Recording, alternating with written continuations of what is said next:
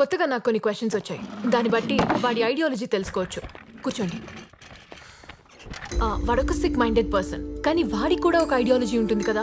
ఆ ఐడియాలజీలోకి నేను ప్రియా ఎలా వచ్చామో తెలీదు. ఎలాంటి ideology?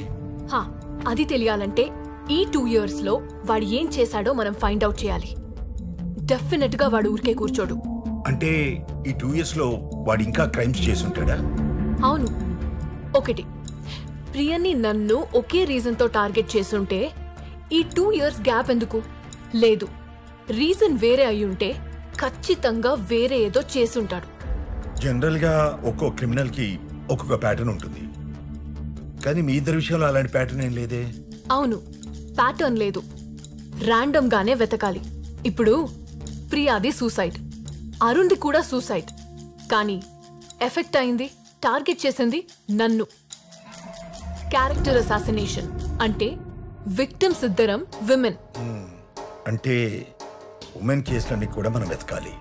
Accidents, arrest, suicides, cyber crime victims, character assassinations, close అయిన కేసెస్ అన్ని కలెక్ట్ చేద్దాం. వాడు చేసేవన్నీ క్రైమ్స్ అని తెలియకుండా చేస్తున్నాడు. ఇలాంటి ఫైల్స్ అన్ని కలెక్ట్ చేస్తే విక్టిమ్స్ నంబర్ పెరుగుతుంది. కొన్నిట్లో దొరకచ్చు, కొన్నిట్లో దొరక్కపోవచ్చు, బట్ ప్యాటర్న్ అయితే తెలుస్తుంది. దాన్ని బట్టి వాడి ఐడియాలజీ తెలిసిపోతుంది.